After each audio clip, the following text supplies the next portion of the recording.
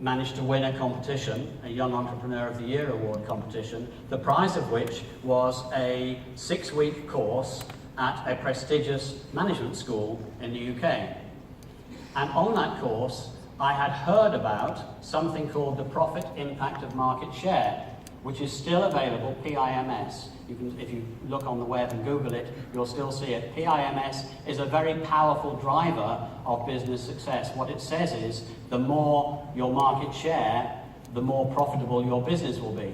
And organizations that totally dominate their market, like Apple, for example, on the phone business, are extremely profitable compared to all other organizations that are struggling for market share.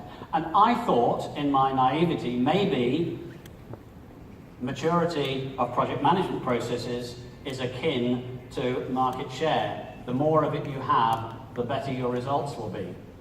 And I had some basis for thinking this. Now, you've recently had some big golfing events here in Dubai. I read a lot about Rory McIlroy. How many people here play golf? A few hands going up. How many people here have seen golf on television? A few more hands. Good. Okay. So it will be immediately obvious to you that this chart that I'm showing here is about golf. I don't really expect you to see that. This is actually from a book by J. Edwards Deming. Deming, you'll remember, was the father of the quality management movement. It's from his book, Out of the Crisis.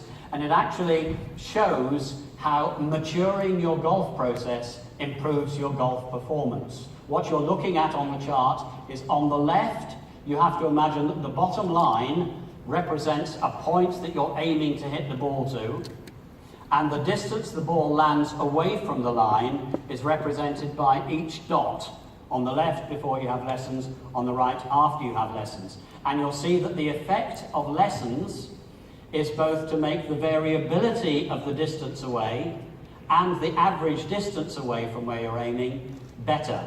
So as a process matures, so it becomes less variable and it becomes better in its performance. So I thought this was fantastic, and I do find maturity a very helpful way of talking about how good we are. But when you start to look at it in detail, and when you try to use it to drive performance in the way that market share will drive profitability, the question is, which process exactly? If you've watched golf on television, you'll see that there are various parts to golf. There is, for example, the act of driving off the tee in order to land on the fairway. Then there's a second part that is about using your irons on the fairway to get onto the green. And there is a third part about putting when you're on the green to get your ball into the hole. There's a saying on the golf circuit which is drive for show, but putt for dough, because actually putting is a large part of the game. And you're only as good as the worst of your different processes. So maturity might be useful as a way of describing, in general terms, how good you are at something, but it is challenging as a way of driving improved performance. What actually drives improved performance is how capable the golfer is. And capability includes having mature processes, but it includes much more. Had I been quicker off the mark, I would have a picture of Rory McIlroy there instead of one of Tiger Woods. But to be successful at something, you have to not only have mature and reliable processes, you have to have expert people who are capable of driving those processes, and you also have to have the right tools and equipment to make sure that the processes are being used effectively. So I've reluctantly come to the conclusion that the driver of business performance is capability, and maturity is simply a measure of how well your capabilities are linking together. So if we're looking at this bridge, what exactly are the capabilities that matter when you're when you're talking about delivering the creative strategy that you have? And after a good many years of research, the conclusion we've come to is that there are 3 sets of capabilities, and they're 3 because they're in different places. In the land in which strategy is implemented, there's a whole set of capabilities that I've heard people talking about during this forum. It's the project management capabilities. It's the capability of the project managers, the project management teams, the PMOs supporting them, and all the people involved in delivering strategy to deliver the projects effectively. And indeed, the title of this forum, that Project Management Supports Innovation, comes when the project management capabilities are functioning effectively. What I've heard less talk about this forum is that there are a set of capabilities related to project management that needs to be mastered by people on the other side of the bridge. The same people as are developing the strategy are the people who own the projects and the programs that are going to deliver the strategy. And there are a whole set of capabilities that these owners of the projects have to have that are essential to delivering project management successfully. And then there's a third set of capabilities which is all about linking the two together, creating the environment within which the project management capabilities can be delivered. So it's all 3 parts of these if you are going to do the right things and do them right. And this is quite a busy slide, but it's an important slide because on the left are listed all of the key success factors suggested by research up to a few years ago were crucial if you were going to consistently do things right. And on the right are the success criteria, the measures by which you tell whether or not you have been successful. And you'll notice that the measures at the 3 different levels are different. The business measures its success overall in a different way from the project team measures its success. And why I say this is important, and why I've allowed this slide up there for quite a while, is because what we now know as a result of collecting very large amounts of data and from the PMI Global Executive Council is that the capabilities on the left account for 70% of the variation in the success measures on the right. So there may be some things that we're not including in there, like leadership style, like creativity, but nevertheless, 70% of delivering your strategy effectively is accounted for by doing the things on the left of that diagram well. So we can be fairly confident that we do understand what you have to do if you're going to do the right things and you're going to do them right. So that was what I want to say about the first part of my story.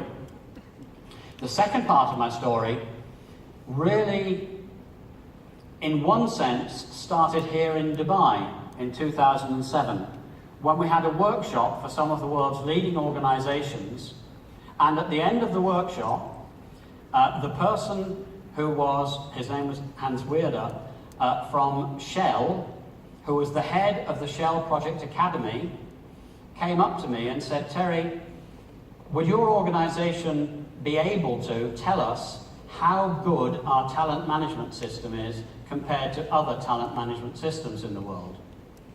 And so out of that came a process of understanding how organizations can institutionalize what Ed described so graphically for us this morning.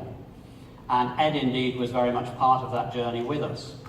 And it's an important journey, and one of the things that has come out very clearly is that you can only put in place an effective talent management system in an organization if there is genuine partnership between, on the one hand, the people responsible for project management, the PMO or whatever, and the HR department, and of course business, who are the people who require projects to be successful. So that's the first thing to say. The second thing to say is that as a result of benchmarking organizations' capabilities in terms of talent management, we're able to say quite clearly what are the kind of components that you need to have in order to have an effective talent management system. Now, Ed made a strong point this morning about the importance of assignments, about the importance of giving people the right assignments. And at the same time as my story started in 1979, during that period and the few years following it, two separate groups of people in America were doing groundbreaking research on how individuals gain expertise. On the one hand, at the University of California in Berkeley, there were two brothers called Stuart and Hubert Dreyfus. And their study was looking at how airline pilots become expert. And they discovered that when people start to learn a new skill, they learn it by learning the rules. As novices, they are taught a set of rules. Check this out yourselves against how you learnt to drive or some other expertise that you've acquired. You start by learning some basic rules. Then as you gain in experience, so you start to adapt those rules to different circumstances. And by the time you become proficient, you're able to do those rules without thinking about them, and you have become a proficient performer. But then, if you are to move beyond that to becoming an expert, this is where intuition takes over, and the sort of thing that Tom Kelly was talking to us this morning happens, and people start to make their own learnings by experimenting. It's interesting that experience, experiment, and expert are all related words from the same Latin root, which is about trying things out. And so they concluded that gathering expertise is all about extent of personal experience. At the same time, at the Centre for Creative Leadership, a man called Morgan McCall and his colleagues were working on what it is that makes executives expert. And their conclusion was those magic numbers on the top of the screen, 70, 20, 10. And I think this might come as something of a challenge to some of the cultural thoughts in this part of the world. But what this is saying is that 70% of your expertise comes from the assignments on the work that you have done. You learn on the job.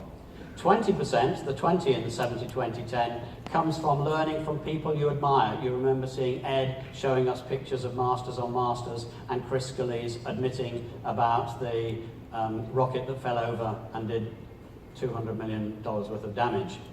And only the 10 comes from formal learning from education. So those first three pillars of an effective talent management system are that there must be a way of giving people workplace learning that measures their assignments to their development needs as well as the needs of the organization. There must be some kind of social system whereby mentors and coaches are there to help people, and there should be some kind of structured learning in the form of courses that are available. Of course, there needs to be governance for the talent management.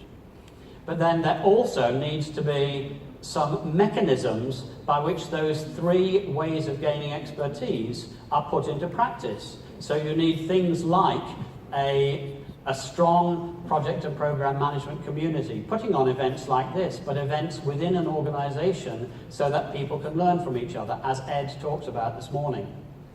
There needs to be a career ladder, as Ed showed this morning. And the career ladder in a project environment should take in the assignments both in the line and in the projects so that people are gaining expertise to help them throughout the organization as a whole. And then there is the need, as Mark talked about yesterday in knowledge transfer, to have a system whereby learning from experience is embedded within the organization. As part of the same survey that Mark was talking about yesterday, it transpires that even though post-implementation reviews have been part of the project management recommendations for as long as I've been involved in project management, 30 or 40 years, still less than 50% of organizations regularly learn the lessons they need to learn from their projects at the end of the project. So a talent management structure is absolutely crucial for organizations that are serious about projects. So I've said that if we're going to deliver strategy, I've talked about the first two parts. The first part is we must have a way of doing the right things and doing them right. And the second thing is we must have a way of making sure that the right people are involved in doing the right things.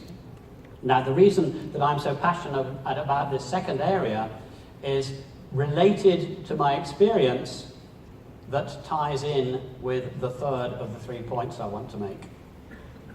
I told you about my presentation to the main board of Letraset.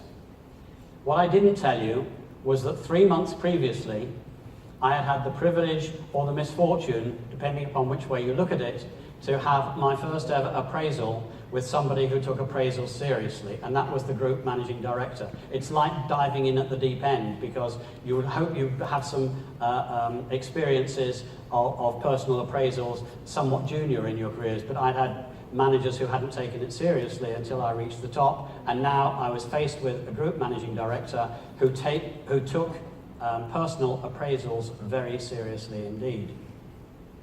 I've heard it said that experience is what you get when you don't get what you want.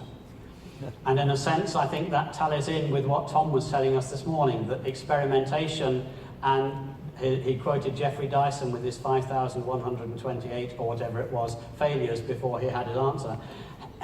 He was experienced because 5,128 times he hadn't got what he wanted. Well, 3 months before I made my presentation to the board, I had my first personal appraisal with somebody who took it seriously, and I didn't get what I wanted. It was the start of major experience. It was actually, in many senses, the birth of Human Systems International. I was feeling full of myself, having been promoted to this new position, and I was excited by the opportunities. And my boss started off in the usual way, in the way that you should, and said, "What are all the things you've done well?" And I told him that, and he agreed with all of those, so I was feeling really good. Then he said, "Let's get on to the weaknesses. What are all the things that you're not doing so well?" And I told him what I thought they were, and he said, "Yes, and?" So I thought, all right, so I stretched for some others, and I made some other suggestions, and he said, "And?" And then he hit me between the eyes, because he said, "I think that you're misunderstanding. I think your weaknesses are much more serious than you say they are. I think what you've described as symptoms